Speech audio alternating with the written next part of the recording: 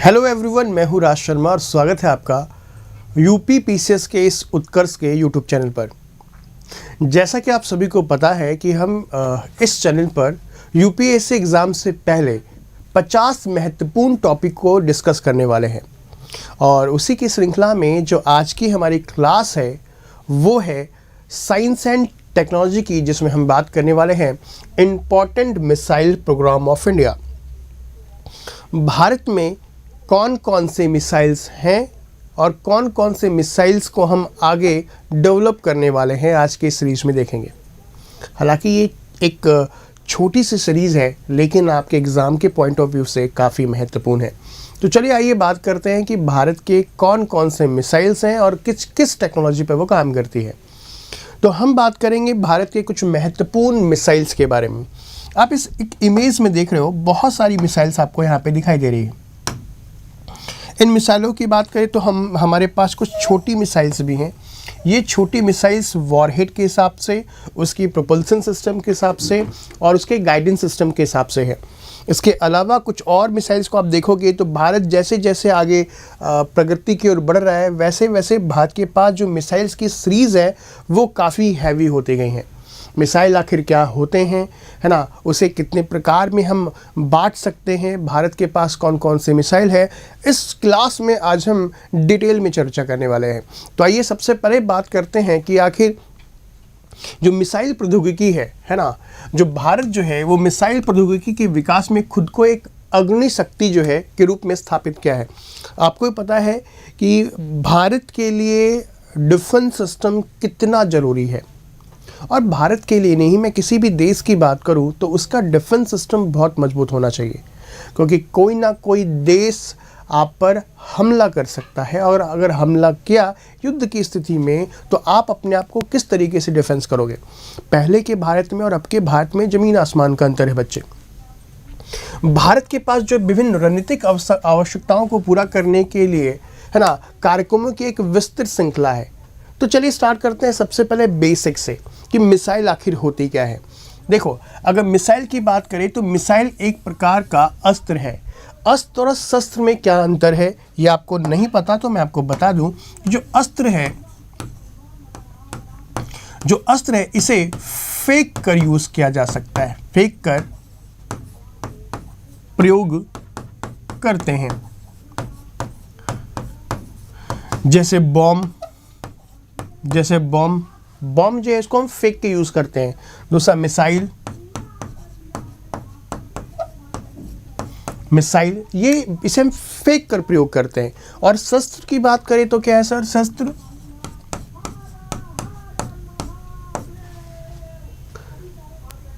जो शस्त्र है बच्चे, इसका उपयोग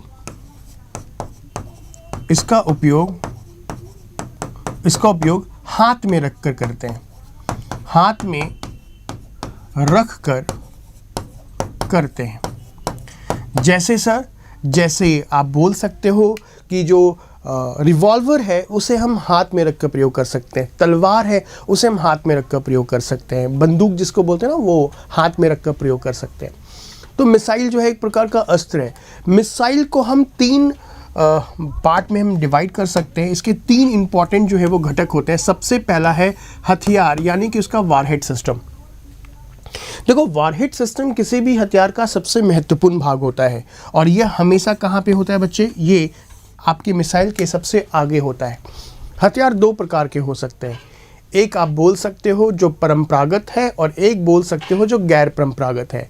परंपरागत में हम यूज़ क्या करते हैं कि जिसका यूज़ युद्ध में किया जा सके, जैसे RDX हो सकता है, TMT हो सकता है, इन सब का उपयोग हम कर सकते हैं।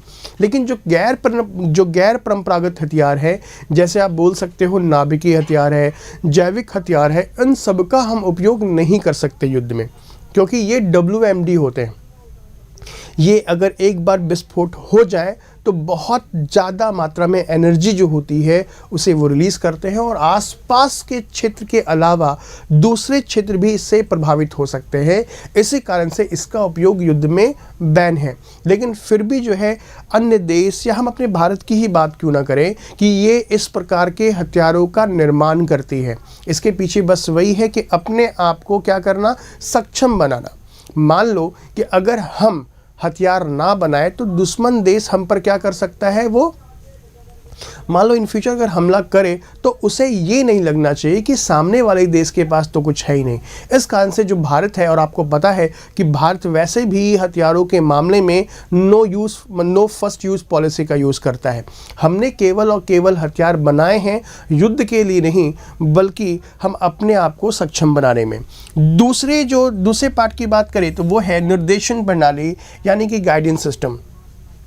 गाइडेंस सिस्टम बेसिकली इसका सबसे महत्वपूर्ण पार्ट होता है कि आखिर मिसाइल को हम किस प्रकार से संचालित करेंगे, रडार के द्वारा, जीपीएस के द्वारा, इंफ्रारेड के द्वारा। हम इसको आगे थोड़ा सा डिटेल में चर्चा करेंगे। उसके बाद जो है वो है प्रणोदन, यानी कि प्रपल्सन सिस्टम। अब किसी भी हथियार का सबसे मेन सेगमेंट जो है उसका फ्यूल सेगमेंट होता है। अब फ्यूल में भी बहुत सारे हैं, जैसे सॉलिड प्रोपल्सन में क्या यूज़ करेंगे, लिक्विड प्रोपल्सन में क्या यूज़ करेंगे, है ना, एचटीपी भी कहाँ यूज़ होता है, और आपका अनसिमेट्रिकल डाइमिथाइल हाइड्रोजन कहाँ होता है, उसके आधार पर भी हम बात करेंगे। और यहाँ पे बहुत सारे इंजन्स भी आ सकते हैं, जैसे रैमजेट इंजन है, स्क्रैमजेट इंजन है, हाइब्रिड ईंधन है, या इसके अलावा जो क्रायोजेनिक इंजन है वो भी आ सकता है। तो उसको भी हम देख लेंगे अपने मेन क्लास में। तो मिसाइल के 3 घटक होते हैं। अब मिसाइल्स को हम डिवाइड करेंगे। मिसाइल जो है उसको हम वर्गीकृत करेंगे इन निम्न आधारों पर। हम कैसे कैसे बांट सकते हैं? तो सबसे पहले मिसाइल का जो वर्गीकरण होता है वो है टाइप, दूसरा है रेंज, तीसरा है प्रणोदन, उसके बाद है निर्देशन प्रणाली, और उसके बाद है लॉन्च। यूपीएससी के प्री की बात करें तो 2023 में बहुत ही आसान सा सवाल पूछा गया था बैलिस्टिक मिसाइल को लेके, क्रूज मिसाइल को लेकर के। अगर आपने पेपर दिया होगा तो आपने इस प्रकार के क्वेश्चन देखे होंगे। बहुत आसान से सवाल है। अगर आपने वो सवाल किए हैं तो एक बार कमेंट बॉक्स में मुझे बताएं कि हाँ सर हमने वो सवाल देखा है और उसे सही भी किया है। क्योंकि अगर आपने सवाल करने में कुछ भी लापरवाही करी होगी या फिर अगर वो सवाल समझ में नहीं आया होगा तो आपको आज की क्लास में वो सवाल भी समझ में आ जाएगा। तो सबसे पहले हम बात करते हैं बच्चे कि मिसाइल जो है टाइप। तो मिसाइल जो है वो 2 प्रकार की होती है। पहला है बैलिस्टिक मिसाइल। देखो ये मैं पहले भी बता चुका हूँ और मैं आपको आज भी बता देता हूँ कि अगर बैलिस्टिक मिसाइल की बात करें तो बैलिस्टिक मिसाइल का जो ये है प्रक्षेपण स्थल, यानी कि एक मिसाइल जो है मान लो ये एक मिसाइल है, अगर आप इसने छोड़ा, ये क्या करती है, एक प्रकार का पैराबोलिक पथ बनाती है। पैराबोलिक पथ मतलब परवलयाकार पथ का निर्माण करती है। और ये मिसाइल जो है अपने उच्च क्षमता से, है ना, एक हाईएस्ट पॉइंट पे जाती है, हाई पॉइंट पे जाती है, और हाई पॉइंट से आने के बाद ये नीचे की ओर गिरती है गुरुत्वाकर्षण से, है ना, ग्रेविटी पे। और नीचे जो लक्ष्य है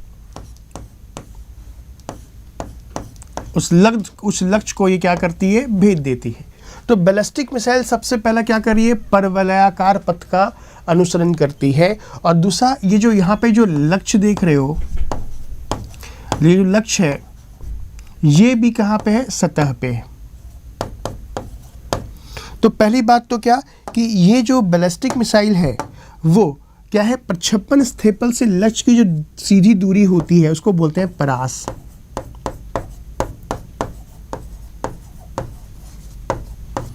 जिसको हम कहते हैं रेंज। क्या कहते हैं, रेंज कहते हैं। तो पहली बात तो बैलिस्टिक मिसाइल के संदर्भ में कुछ पॉइंट जानो कि है ना, इसका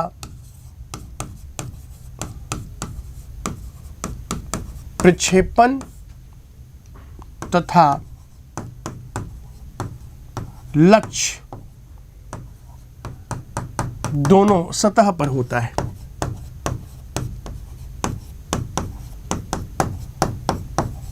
क्या होता है, दोनों सतह पर होता है।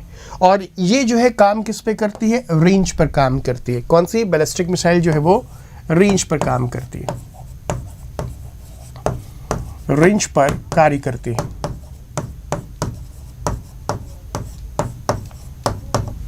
इसका जो लक्ष्य होता है, लक्ष्य जो है वो पूर्व निर्धारित होता है।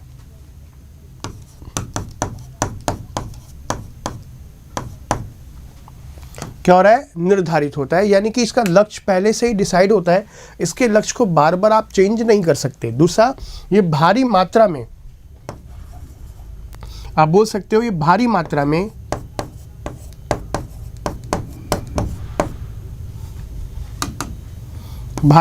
में क्या ले जा सकती है, हथियार ले जा सकती है।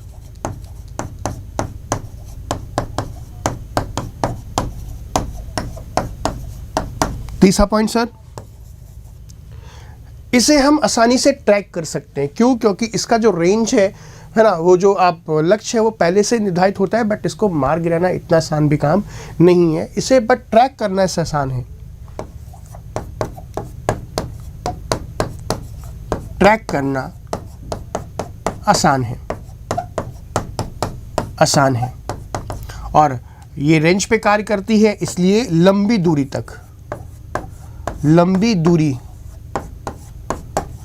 तक लक्ष्य को भेजने में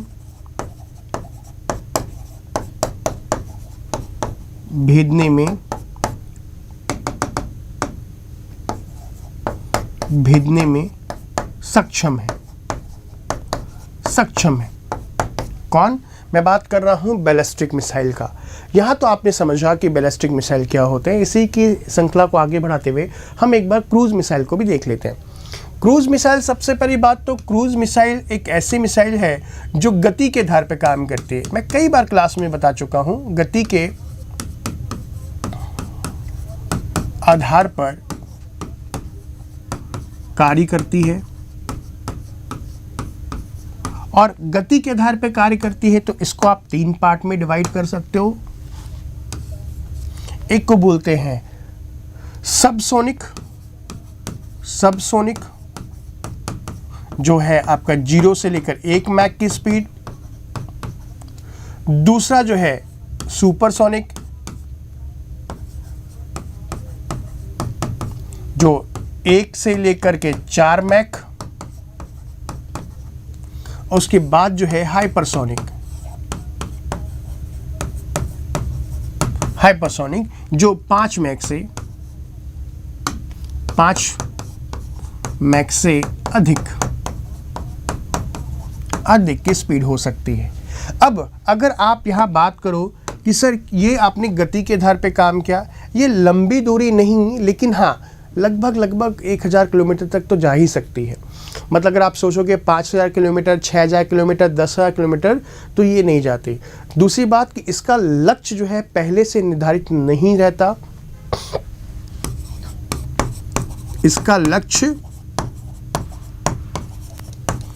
पूर्व निर्धारित नहीं रहता।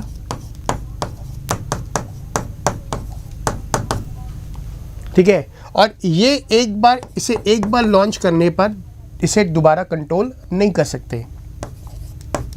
इसे लॉन्च करने के बाद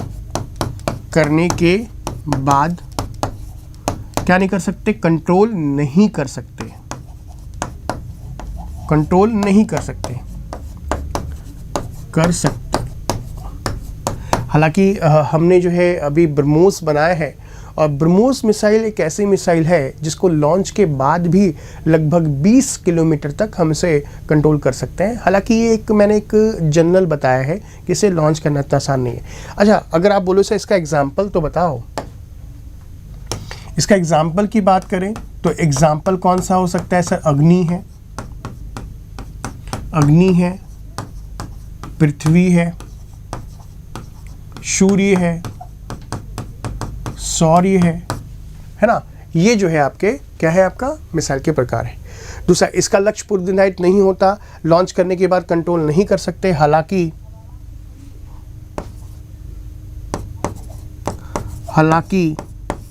किसको? कुछ मिसाइलों को किया जा सकता है।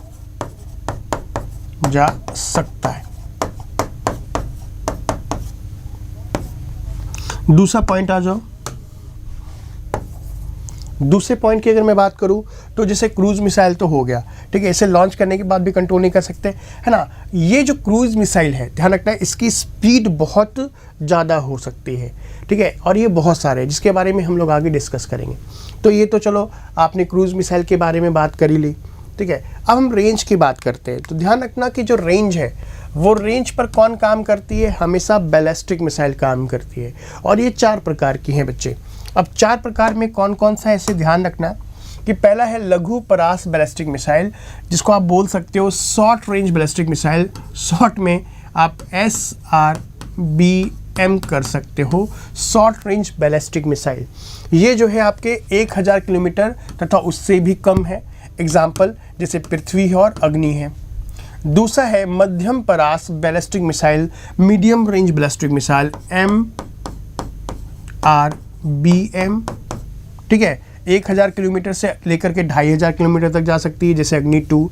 अधिक परास बैलिस्टिक मिसाइल बोल सकते हो इसको, दीर्घ बोल सकते हो, दीर्घ परास।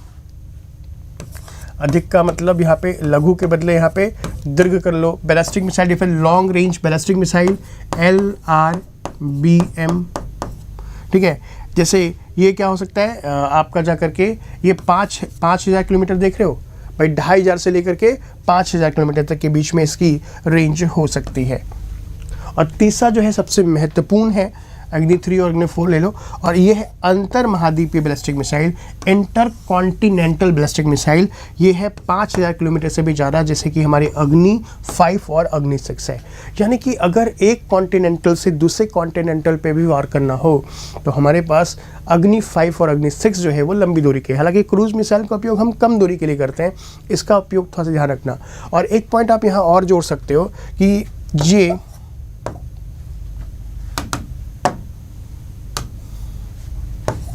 ये अधिक मात्रा में हथियार नहीं ले जा सकते, नहीं ले जा सकते, ठीक है। तो आपने यहाँ पे रेंज के आधार पर भी देख लिया। नेक्स्ट बात करते हैं प्रणोदन के बारे में, प्रोपल्सन के बारे में। इसमें सबसे पहला आता है ठोस प्रणोदन, और जो ठोस प्रणोदन है उसमें बोलते हैं HTPB, हाइड्रोक्सिल टर्मिनेटेड पॉलीब्यूटाडाइन। इसे आसानी से स्टोर किया जा सकता है और ये काफ़ी हाई एनर्जी देता है।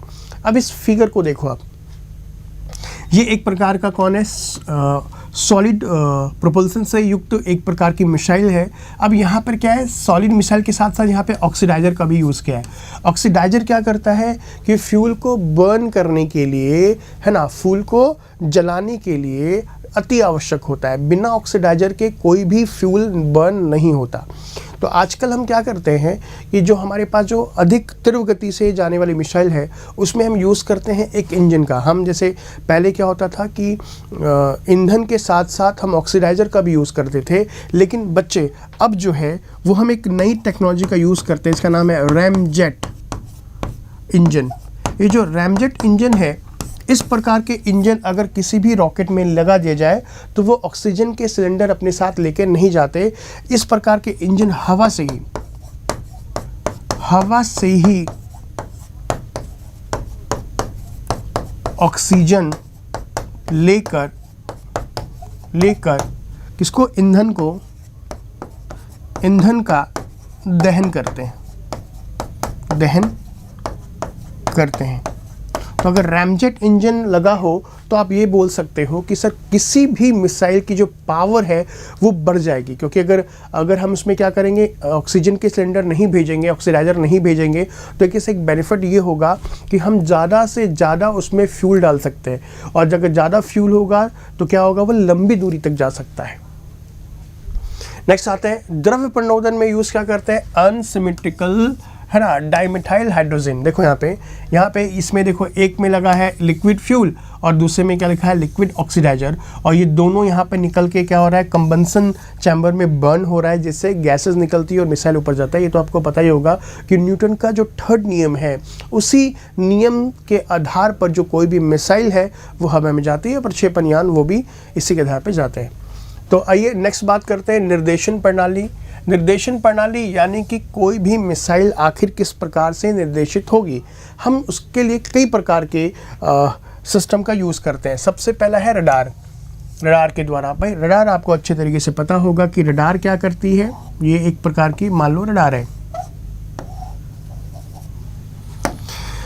और ये तो अच्छे तरीके से पता है ना कि रडार जो है वो रेडियो फ्रिक्वेंसी छोड़ता है, और रेडियो फ्रिक्वेंसी के द्वारा जो है वो मिसाइल जो है वो आपकी काम करेगी। दूसरा है लेज़र के द्वारा। लेज़र मतलब जो लाइट, जो लेज़र बीम, हालांकि देखो लेज़र के द्वारा जो होती है वो बहुत कम दूरी की होती है। लेज़र जो है वो लेज़र लाइट के द्वारा, ये लेज़र जो है वो क्या है, आपके प्रकाश बीम है।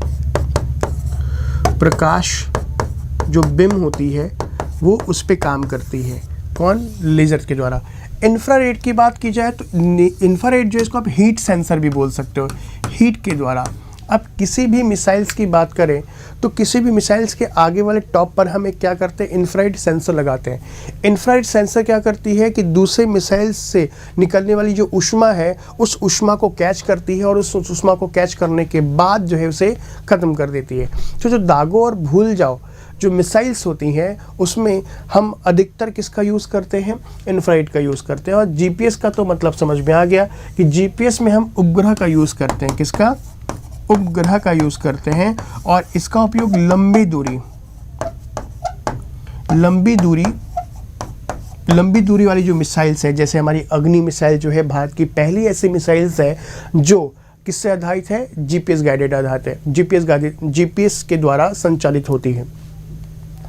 नेक्स्ट हम बात करते हैं लॉन्च के आधार पर। देखो लॉन्च की बात करें तो आप लॉन्च को किसी भी प्रकार से आप बोल सकते हो, आपके मन में जो भी आए, जहाँ से भी आए, सब भेज सकते हैं। जैसे सतह में जो है वो पृथ्वी है, अग्नि है, सौर्य धनुष है। सतह से हवा में वार करने वाली आकाश है। सतह से समुद्र में ब्रह्मोस है। हालांकि ब्रह्मोस जो है उसे किसी भी प्लेटफॉर्म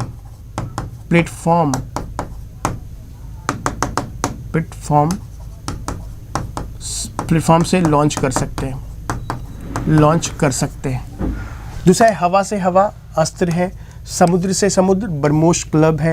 एंटी टैंक मिसाइल नाग है। अब आते हैं कि भारत ने जो स्टार्ट किया मिसाइल प्रोग्राम वो कहाँ से किया।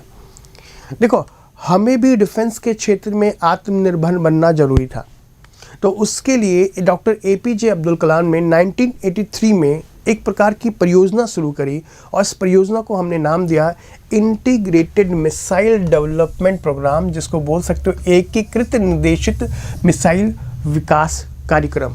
और बच्चे 1983 में शुरू किए इस महत्वाकांक्षी कार्यक्रम का उद्देश्य प्रौद्योगिकी में आत्मनिर्भर हासिल करना था, और इसके अंतर्गत हमने 5 मिसाइलों को बनाने का कार्यक्रम रखा, और 5 मिसाइल का नाम रखा पटना जो नाम की मिसाइल है वो IGMTP के अंतर्गत बनी। पटना में पहला जो P हो गया, पृथ्वी है, अग्नि है, त्रिशूल है, नाग है, और आकाश बोल सकते हो, ठीक है। और इसकी अवधारणा जो है, जो विचार दिया गया था वो डॉक्टर APJ अब्दुल कलाम के द्वारा किया गया था, और IGMDP को 26 जुलाई 1983 को भारत सरकार से मंजूरी भी मिल गई थी। अब हमने क्या किया, इसके तहत 5 मिसाइल जो है वो हमने बनाया, और वो 5 मिसाइल्स आज के समय में है ना भारत के डिफेंस सेक्टर को बहुत मजबूत बनाती है। तो अब इस 5 मिसाइल्स को हम आराम से देखते हैं, ठीक है। इसमें क्या क्या चीज़ें हैं जो आपको पढ़ना चाहिए, ठीक है। सबसे पहले बात करते हैं पृथ्वी की। पृथ्वी एक प्रकार की जो मिसाइल है IGMDP के तहत बनने वाली सबसे पहली मिसाइल है। कम दूरी की सतह पर मार करने वाली बैलिस्टिक मिसाइल है। दूसरा, ये भारत की IGMDP के तहत पहली मिसाइल है। इसे रडार के द्वारा नियंत्रित किया जा सकता है, और इसके 3 वेरिएंट है, और तीनों के तीनों अलग। जैसे पृथ्वी 1 जो है वो थल सेना को दिया गया है, पृथ्वी 2 जो है वो वायु संस्करण है, और पृथ्वी 3 जो है वो जल संस्करण है। क्लियर है। इसी को जल संस्करण को ही हमने धनुष नाम दिया है। जल संस्करण को हमने इसको, भाई जल संस्करण का मतलब समझ में आ गया, जैसे आर्मी हो गया, एयरफोर्स को हो गया, और नेवी को हो गया ये। अब दूसरा आता है त्रिशूल। त्रिशूल जो है वो हवाई मारक, इसके जो त्रिशूल की हवाई मारक ये हवाई मारक क्षमता वाली मध्यम दूरी की सतह से हवा में मार करने वाली एक मिसाइल है। ठीक है, ये सभी मौसम में सतह से हवा में वार करने में सक्षम है, जो दुश्मनों के ड्रोन, वायुयान, मिसाइलों को नष्ट करने के लिए इसे तैयार किया गया है। और यह 9 किलोमीटर दूरी तक लगभग 5 किलो के हथियार को ले जाने में सक्षम है। हालांकि इस परियोजना को 2014 में बंद कर दिया गया, क्योंकि हमारे कॉस्टिंग जो है इसकी बहुत ज़्यादा बन रही थी। और अब जो है हम इसके स्थान पर इजराइल से बराक मिसाइल लेते हैं। त्रिशूल जो है उसके बदले हम क्या ले रहे हैं? इजराइल से बराक 8 जो है वो हम मिसाइल ले रहे हैं। बराक 8 जो है वो एक इंडो इजराइल मिसाइल है, ध्यान रखेगा।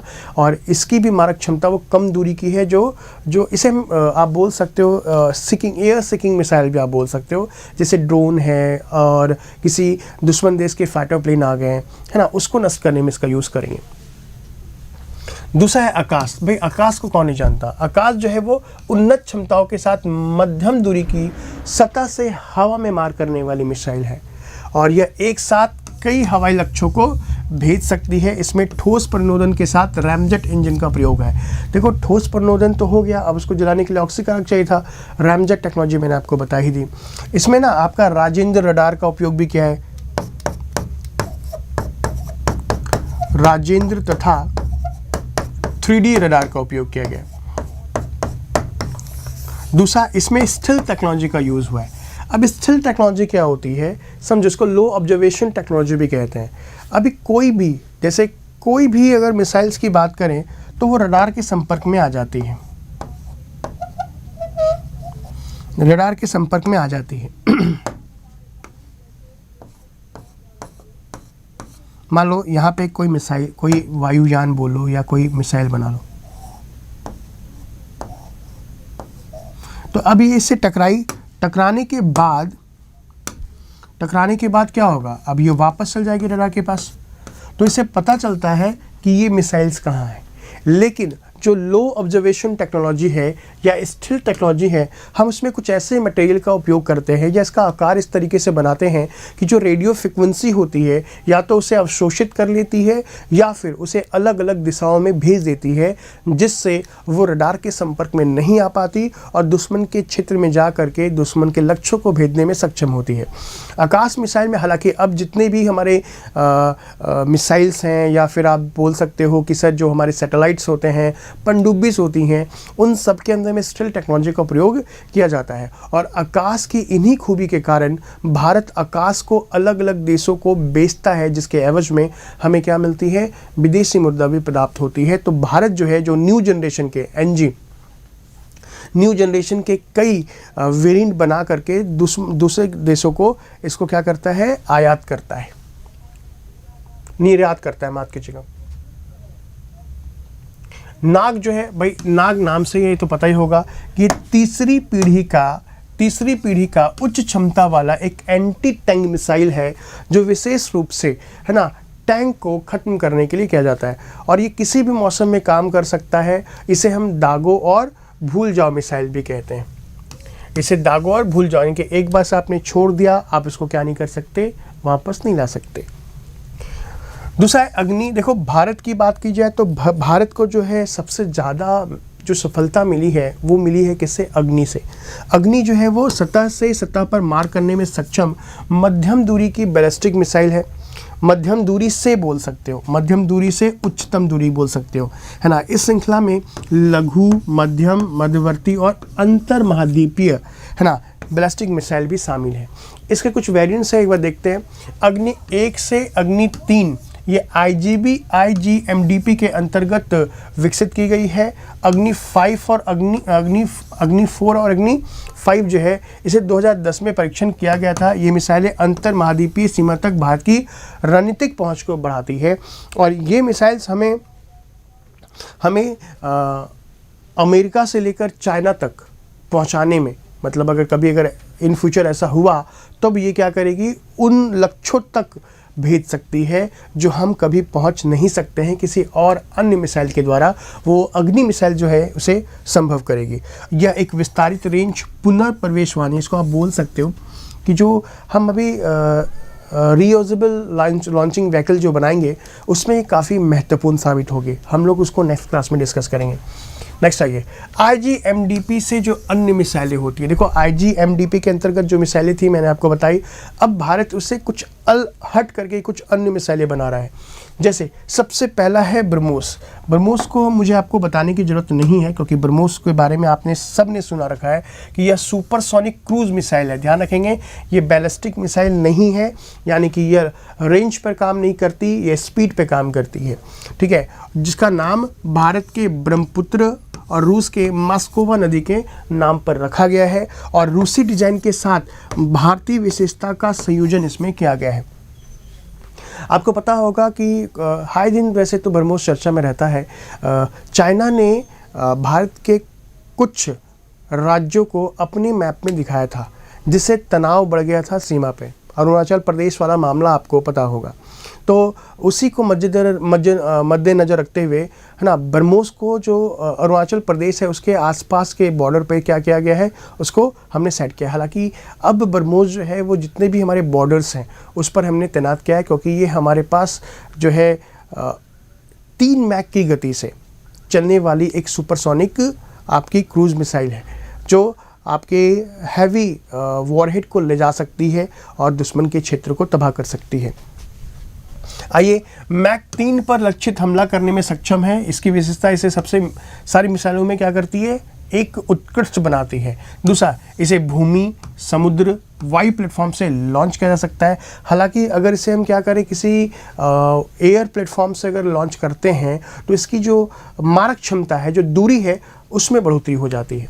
इसमें 2 चरणों का यूज़ किया गया है। पहला चरण जिसमें ठोस और दूसरे चरण में क्या यूज़ किया गया, द्रव रैमजेट इंजन का प्रयोग किया गया है। देखो मैंने भी अब डिस्कस किया था कि जो रैमजेट टेक्नोलॉजी होती है वो क्या होती है। नेक्स्ट आते हैं निर्भय। निर्भय आपको मैं बता चुका हूं, लेकिन फिर भी एक बार रिकैप कर लीजिए कि रणनीतिक हमलों के लिए बनाई गई एक लंबी दूरी की सबसोनिक क्रूज मिसाइल है। यह 1000 किलोमीटर दूरी तक क्या कर सकती है, जमीन पर मौजूद लक्ष्यों को है ना भेज सकती है। और ये 200 से 300 किलोग्राम के परमाणु, ध्यान रखिएगा, परमाणु और पारंपरिक दोनों तरह के हथियार को ले जाने में सक्षम है। हालांकि परमाणु का उपयोग कभी भी हम नहीं करेंगे, लेकिन फिर भी हम इसका निर्माण इसलिए कर रहे हैं ताकि दुश्मन देश को ये ना लगे कि भाई हमारे पास है ना परमाणु बम को बनाने की या परमाणु मिसाइल को बनाने की क्षमता नहीं है। नेक्स्ट आते हैं अस्त्र। अस्त्र बेसिकली क्या है, ये एक दृश्य सीमा से परे, बियॉन्ड विजुअल रेंज मिसाइल है। दृश्य सीमा से परे का मतलब होता है जब अगर लॉन्च होगी तो ये आपको दिखाई नहीं देगी। ऐसा माना जाता है कि इसकी स्पीड जो है लगभग 5 मैक होगी या फिर 5555 किलोमीटर की रफ्तार से जाएगी। हालांकि ये 150 किलोमीटर तक भी वार कर सकती है, लेकिन इसे कम दूरी तक के लिए बनाया गया है। जैसे ये किसी फाइटर प्लेन्स पे इसका यूज़ करेंगे, मान लो दुश्मन के फाइटर प्लेन्स अगर आ जाते हैं तो उसको नष्ट करने के लिए करेंगे। तो दुश्मन के अगर फाइटर प्लेन्स मान लो आ भी जाते हैं तो कितनी दूरी पे होंगे, 20, 25, 30 किलोमीटर पे। और सोचो कि अगर वो 20-25 किलोमीटर की दूरी को अगर कवर करेगी और 3 मैक की स्पीड से है, 1 मैक बराबर 1235 किलोमीटर पर आवर की स्पीड से, और 3 मैक है, तो सोचो क्या दुश्मन को ये दिखाई देगी, भाई उसे पता भी नहीं चलेगा और उसे हम नष्ट कर देंगे। तो इसे कई वेरिएंट में बनाया गया है, ठीक है, जिसमें MiG-29 के, सुखोई 30 MKI और तेजस फाइटर प्लेन्स के द्वारा इसे हम सुसज्जित करेंगे, उसके द्वारा हमसे लॉन्च करेंगे। अच्छा, ये ना पहली नागरिक मिसाइल है, पहली नागरिक मिसाइल इसे आप बोल सकते हो, पहली सिविलियन मिसाइल है। नेक्स्ट आते हैं हेलेना। देखो हेलेना का नाम अभी आपने सुना होगा, काफ़ी चर्चा में ये रहा था। हेलेना बेसिकली क्या है, एक प्रकार का एंटी टैंक मिसाइल ही है। हालांकि ये जो है नाग का वायु वर्जन है, ठीक है। DRDO के अनुसार विश्व की सबसे उन्नत एंटी टैंक मिसाइल है ना, जो तीसरी पीढ़ी की फायर एंड फॉरगेट, हवा से ज़मीन पे स्थित लक्ष्यों को मारने में सक्षम है। और इसे इसे थल सेना और वायुसेना दोनों में हेलीकॉप्टर के साथ एकीकरण के लिए बनाया गया है बच्चे। और हिलना के वायु संस्करण को ही हमने क्या नाम दिया है, ध्रुवस्त्र के रूप में भी जाना जाता है। और ये दो तरीके से काम करेगी। पहला है top attack mode. Top attack mode में क्या होता है कि जैसे मान लो कि ये दुश्मन का कोई टैंक है, तो टॉप अटैक मोड में ये सीधे ऊपर जाएगी और ऊपर से आ करके क्या करेगी, इसे ख़त्म करेगी। यानी कि लॉन्च होने के बाद एक निश्चित ऊंचाई पर जाती है और नीचे की तरफ मुड़कर लक्ष्य को भेजती है। दूसरा है डायरेक्ट हिट। डायरेक्ट हिट में क्या हो रही है, ये डायरेक्ट क्या कर रही है, कम दूरी तक में जा करके कम ऊंचाई पर सीधे जाकर लक्ष्यों को भेज सकती है और दो तरह से काम करती है। नेक्स्ट आते हैं बैलिस्टिक मिसाइल। अच्छा, इसके अलावा और भी हमारे पास कुछ मिसाइल्स हैं, जैसे पिनाक। पिनाक हमारे पास, जैसे अगर आप मुझसे पूछो तो मेरा फेवरेट है ये पिनाक जो है। ये आपके 44 सेकंड में, कितने सेकंड में, 44 सेकंड में 12 रॉकेट्स को लॉन्च कर सकते हैं। एक प्रकार का रॉकेट लॉन्चर है, रॉकेट लॉन्चर है, रॉकेट लॉन्चर है जो कितने सेकंड में, 44 सेकंड में, कितने सेकंड में, 44 सेकंड में 12 हाई एनर्जी रॉकेट को लॉन्च कर सकती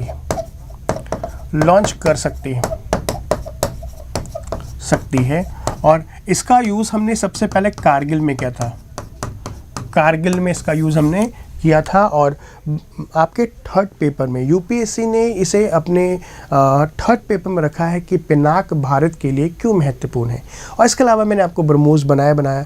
प्रगति और प्रहार, ये दो ऐसे हैं जो भी कम दूरी तक मार करने वाले हैं। प्रहार और प्रगति, ठीक है। ये भी क्या है, कम दूरी तक वार करने वाले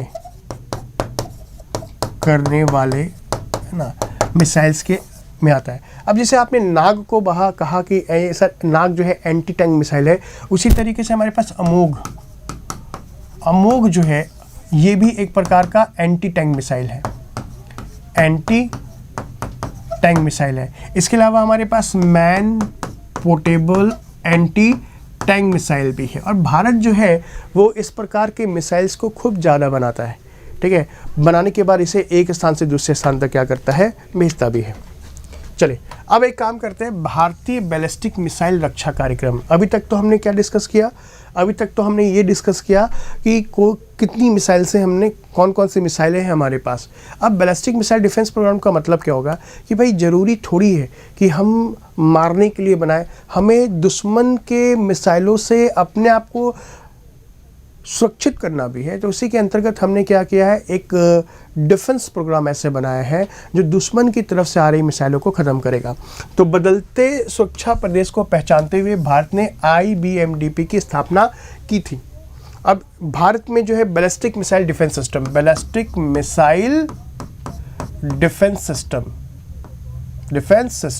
BMDS आप इसे बोल सकते हो, ठीक है, या फिर इसे inter continental ballistic missile defence system भी बोल सकते हो। और भारत इसे 2 चरणों में विकसित कर रहा है। इसको 2 चरणों में बनाने से मैं पहले मैं आपको बता दूं कि ये करता क्या है। इसको 3 चरणों में हमने बनाया। जैसे मान लो कि ये कोई दुश्मन है, दुश्मन का क्षेत्र है ये, तो दुश्मन के क्षेत्र से मिसाइल निकली, तो मिसाइल निकलने के बाद ये उच्चतम यहाँ तक पहुँचेगी और यहाँ पर आकर के क्या करेगी, यहाँ पे मान लो लक्ष्य और ये क्या है, प्रक्षेपण स्थल है। तो देखो अब किसी भी डिफेंस सिस्टम की बात करें, मिसाइल डिफेंस प्रोग्राम की बात करें, तो ये इसका कौन सा फेज है, ये इसका है बूस्ट फेज। क्या है ये, इसका बूस्ट फेज है। कौन सा फेज बोल सकते हो, बूस्ट फेज। तो बूस्ट फेज में मिसाइल को पहचानना और मारना आसान नहीं है। यहाँ पहचानना और मारना संभव नहीं है। अब एक बात बताओ यार कि बूस्ट प्रक्षेपण स्थल है, कोई अगर मान लो कोई मिसाइल छोड़ रहा है, उसके पहले जो प्रक्षेपण स्थल है हम क्या पहचान सकते हैं? नहीं पहचान सकते। अब ये जो इसको इसको बोल सकते हो कौन सा फेज? मिड फेज बोल सकते हो इसको, मिड फेज। हाँ, यहां पहचानना, यहां ट्रैक करना और भेजना आसान होता है। आसान ना लिखो, इसको बोल दो कि यहाँ पे भेजना संभव है। लेकिन जब यहाँ पे आ गई ये मिसाइल, कहाँ पे? ये यहाँ पर मान लो मिसाइल आ गई, तो इसे ट्रैक करना तो सबसे ज़्यादा पॉसिबल है। इसे टर्मिनल फेज कहते हैं, टर्मिनल फेज। तो टर्मिनल फेज में पहचानना सबसे आसान होता है, मारना भी सबसे आसान होता है। लेकिन समस्या ये है कि यहाँ पर क्या होगा कि नुकसान हमें ज़्यादा होगा, क्योंकि ये लक्ष्य है। तो बोल सकते हो कि सर यहाँ मारना, यहाँ पहचानना और मारना सबसे आसान है, लेकिन नुकसान होगा, नुकसान ज़्यादा होगा। यहाँ पे मारना और क्या है, पहचानना बड़ा आसान, लेकिन यहाँ पे दिक्कत होगी, क्योंकि आप यहाँ पे आ चुका है, हमारे क्षेत्र में आ चुका है, टर्मिनल फेज में आ चुका है, तो दिक्कत है। तो अब भारत इसे 3 चरणों में बना रहा है, 2 चरणों में विकसित कर रहा है। किसे? BMDS को। पहला है एडवांस एयर डिफेंस सिस्टम, जिसका नाम हमने लिया है अश्विन। यह सतह से 30 किलोमीटर ऊपर के लक्ष्यों को भेज सकता है। यानी कि दुश्मन की तरफ से कोई बैलिस्टिक मिसाइल आ रही है, जैसे मैंने आपको ये कहा, टर्मिनल फेज की बात कर लो, तो यहाँ पे क्या कर सकते हैं? मान लो ये 30 किलोमीटर अगर है, तो यहाँ से हम 30 किलोमीटर तक हम यहाँ पे ऊपर जाके भेज सकते हैं। इतना आसान नहीं होता है, इस बात का ध्यान रखना कि बैलिस्टिक मिसाइल आ रही है उसको रोके या उसको हम नष्ट कर दें। ठीक है, तो हमने सबसे पहला क्या बनाया है? एडवांस एयर डिफेंस सिस्टम बनाया है अश्विन, जो सतह से 30 किलोमीटर ऊपर लक्ष्य को भेज सकता है। और दूसरा है पृथ्वी एयर डिफेंस सिस्टम, जिसको हमने नाम दिया है प्रद्युम्न। ये सतह से 50 से लेकर 90 किलोमीटर, तो ये मान लो थोड़ा सा सबसे अच्छा भी है। 50 से 90 किलोमीटर के ऊपर में जाकर के भेज सकता है, तो ये थोड़ा सा हमारे पास अच्छा है। ये 2 हमारे भारत के हैं। लेकिन ध्यान रखना, इन सब के अलावा जो भारत है वो क्या कर रहा है? रसिया से जो है वो S-400 परचेज कर रहा है। इसके बारे में आपको जानकारी होगी। तो भारत ने क्या किया है? भारत जो है रूस से S-400 missile air defence system खरीद रहा है बच्चे, जो विमान, drone, cruise missile, ballistic missile जैसे हवाई लक्ष्यों को इजीली नष्ट करने में सक्षम है। और S-400 की मारक क्षमता कितनी है? 400 किलोमीटर है, जो 36 लक्ष्यों पर एक साथ हमला कर सकती है। समझेगा मेरी बात को? तो भारत भी इस प्रकार के एयर डिफेंस सिस्टम को बनाने की परियोजना जो है वो ला रहा है, जिसको हमने नाम दिया है प्रोजेक्ट कुश। नाम सुना होगा आपने, ये मैंने बताया भी है करंट में।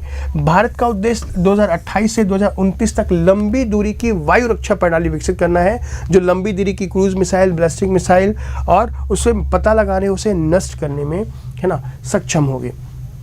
इसके अलावा आपने इजराइल का ड्रोन सुना होगा, इजराइल का आयरन डोम, आयरन डोम काफ़ी चर्चा में रहा था। ये भी एक प्रकार का एयर डिफेंस सिस्टम है। क्या है? आपका वायु रक्षा प्रणाली है। ठीक है, किसका है? इजराइल का, इजराइल का है। हालांकि ध्यान रखना कि जो एस अब आ गया है, S-500 भी आ चुका है। ठीक है, और S-550 भी आ चुका है, जिसका यूज़ अभी रूस ने क्या किया था? वो आपके एक लाइव सैटेलाइट को नष्ट करने के लिए यूज़ किया गया था। S-500 550 का उपयोग है ना लाइव उपग्रह को नष्ट करने में यूज़ किया गया था। और S-500 जो है ये सबसे अधिक विकसित है और इसका जो रिस्पांस टाइम है वो बहुत कम है, मतलब 4 से लेकर 5 मिनट तक के 4 से 5 सेकंड में, मिनट की बात कर रहा हूँ मैं, 4 से 5 सेकंड में वो दुश्मन की तरफ से आ रही मिसाइलों को ट्रैक भी करेगा और रिस्पांस करके उसे नष्ट भी कर देगा। हालांकि अभी रसिया इतने एडवांस सिस्टम को अभी बेचेगा नहीं, है ना, क्योंकि हमारे पास S-400 की जो श्रृंखलाएँ हैं वही पूरी नहीं हुई है और धीरे धीरे वो हमारे पास भी पूरी हो जाएगी। और जैसे आयरन डोम इजराइल का है, तो थार किसका है सर? थार जो है वो अमेरिका का है, और अमेरिका का थार भी बहुत पावरफुल एयर डिफेंस सिस्टम है। तो अभी यहाँ पे अमेरिका का हो चाहे किसी का हो, देख सकते हो। अच्छा, अभी ना हमने ड्रोन को नष्ट करने के लिए एक प्रकार का डोम बनाया है जिसका नाम है इंद्रजाल। क्या है? इंद्रजाल। ध्यान रखना, इंद्रजाल जो है वो भारत का है और इंद्रजाल क्या है? वो एक एंटी ड्रोन सिस्टम है। क्या है? एंटी ड्रोन सिस्टम है। अगर मान लो, अच्छा, आजकल ना ड्रोन से भी निगरानी रखी जा रही है और आपको पता होगा कि बहुत सारे ड्रोन ऐसे भी हैं जिसमें हथियार लगा करके हम उसको भेज सकते हैं। तो इंद्रजाल जो है वो एक एंटी ड्रोन सिस्टम है जो लाइव अपडेट देता है, 24/7 काम करेगा। उसमें एक्टिव रडार यूज़ किया गया है जो आपके आसपास के जितने भी ड्रोन अगर उड़ रहे होंगे तो उन्हें क्या कर सकता है? आपको नष्ट कर सकता है। मतलब आप सिग्नल्स को ब्रेक करके वो जो ड्रोन होगा वो अपने उस जो भी एरिया होगा इंद्रजाल का वहाँ तक नहीं पहुँच पाएगा। ठीक है।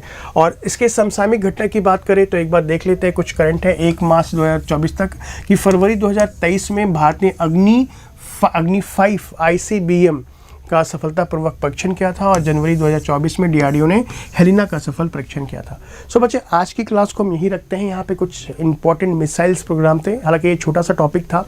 ठीक है। नेक्स्ट टॉपिक में हम कुछ लॉन्चिंग व्हीकल की बात करेंगे, उसके बाद हम कुछ और प्रोग्राम की बात करेंगे, जैसे मिसाइल्स की बात करो या फिर डिफेंस प्रोग्राम की बात करते हैं, है ना। और भी बहुत सारे टॉपिक्स हैं, जैसे इंपॉर्टेंट डिजीज़ कौन कौन से हैं, इंपॉर्टेंट आपके जा कर के बैक्टीरियल डिजीज़ कौन कौन से हैं। तो ये छोटे छोटे टॉपिक्स हैं जिसको मैं कोशिश करूँगा कि 40 से 45 मिनट के इस छोटे से क्लास में कवर कर दूँ। आई थिंक आपको ये क्लास बहुत अच्छी लगी होगी और कुछ ना कुछ नया सीखने को मिला होगा।